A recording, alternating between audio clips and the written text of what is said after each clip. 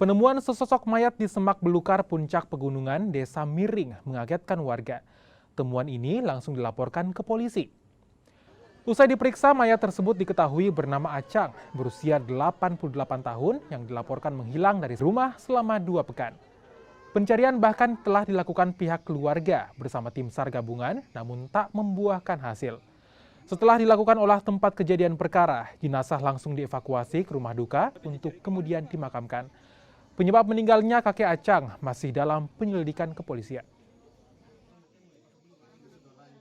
Rasakan bau busuk, sehingga laki-laki yang bersangkutan mencari bau busuk itu sehingga dia menemukan mayat.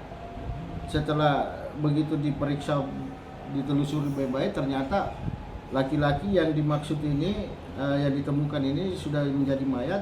Ternyata laki-laki yang selama ini yang dinyatakan hilang. Sudah berapa lama itu nyatakan hilang? Kurang lebih 2 minggu. 2 minggu ya? Iya. Ini posisinya ditemukan kemana? Di jurang atau bagaimana? Di bukit. Dia di ketinggian, di atas gunung.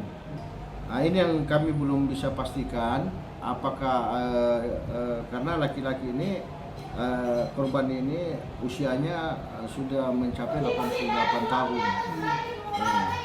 Jadi kalau tersesatnya mungkin bisa juga, atau mungkin dengan kelelahan karena usia, sehingga dia mungkin jatuh sehingga sudah tidak mampu lagi untuk bangkit.